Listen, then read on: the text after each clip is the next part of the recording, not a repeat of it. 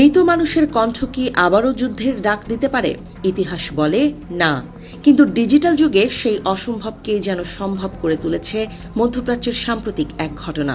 একটি পোস্টে জুড়ে দেয়া একটা ছবি আর কয়েকটা শব্দেই নতুন আতঙ্ক ছড়িয়ে পড়েছে বিশ্বজুড়ে। শুক্রবার ভোরে সামাজিক যোগাযোগ মাধ্যম এক্সে একটি রহস্যময় পোস্ট সামনে আসে। পোস্টটি করা হয় ইরানের সর্বোচ্চ নেতা আয়াতুল্লাহ আলী খামেনির ভেরিফাইড অ্যাকাউন্ট থেকে। বিষয়টি আরও বিস্ময়কর এই কারণে যে কয়েকদিন আগেই তার মৃত্যুর খবর ছড়িয়ে পড়ে আন্তর্জাতিক গণমাধ্যমে, অথচ সেই অ্যাকাউন্ট থেকেই হঠাৎ করে দেখা যায় একটি ক্ষেপণাস্ত্রের ছবি এবং কয়েকটি ছোট কিন্তু ভয়ঙ্কর শব্দ। ফার্সি ভাষায় লেখা ছিল, খোররাম শাহর মুহূর্ত এখন দিগন্তে।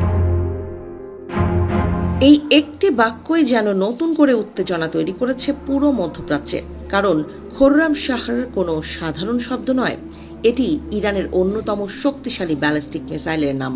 প্রায় ১৩ মিটার লম্বা এই মিসাইল ১,০০০ থেকে ২,০০০ কিলোমিটার পর্যন্ত আঘাত হানতে সক্ষম। মুহূর্তেই শত্রুর আস্তানা গুঁড়িয়ে দেওয়ার ক্ষমতা সম্পন্ন প্রায় ১,৮০০ কেজি ওজনের ওয়ারহেড বহন করতে পারে এই অস্ত্র। পোস্টে থাকা ছবিতেও ছিল একই ধরনের ইঙ্গিত।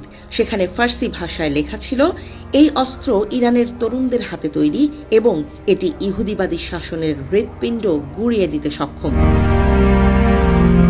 বিশ্লেষকদের মতে এটি কেবল একটি প্রতীকী বার্তা নয়, কারণ পোস্টটি আসার মাত্র একদিন আগেই ইসরায়েলে ঘটে যায় একটি বড় হামলা। তেল আবিবের কাছে অবস্থিত বেন গুরিয়ন বিমানবন্দর এবং পার্শ্ববর্তী একটি বিমান ঘাঁটিকে লক্ষ্য করে ক্ষেপণাস্ত্র আঘাত হানে।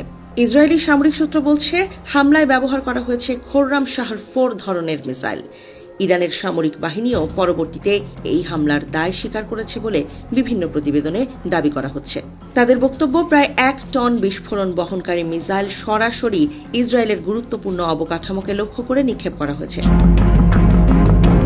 এই ঘটনার পর থেকেই তীব্র উদ্বেগ তৈরি হয়েছে যুক্তরাষ্ট্র ও ইসরায়েলের নিরাপত্তা মহলে। ওয়াশিংটনে রাজনৈতিক উত্তেজনাও বাড়ছে। বিশেষ করে সাবেক মার্কিন সামরিক কর্মকর্তারা প্রশ্ন তুলেছেন প্রেসিডেন্ট ডোনাল্ড ট্রাম্পের ঘোষিত সামরিক পরিকল্পনা নিয়ে।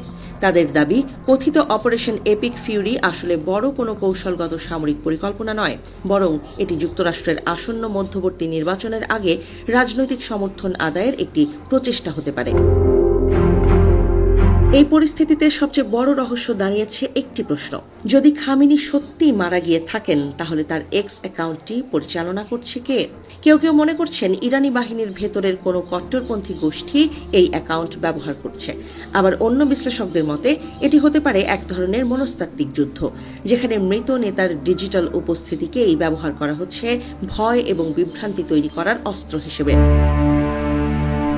এর প্রভাব শুধু রাজনীতিতেই সীমাবদ্ধ নেই, বিশ্ববাজারেও এর প্রতিক্রিয়া দেখা দিতে শুরু করেছে। বিশেষজ্ঞরা আশঙ্কা করছেন, মধ্যপ্রাচ্যে উত্তেজনা আরও বাড়লে বৈশ্বিক তেলের বাজারে বড় ধরনের অস্থিরতা তৈরি হতে পারে। ভারত মহাসাগর থেকে শুরু করে লোহিত সাগর পর্যন্ত বিভিন্ন নৌপথে ইতোমধ্যেই সামরিক তৎপরতা বাড়ানো হয়েছে। এমনকি ভারতের কিছু নৌঘাঁটি ব্যবহারের গুজবও ছড়িয়ে পড়েছে, যদিও সেই তথ্য এখনও নিশ্চিত হয়নি।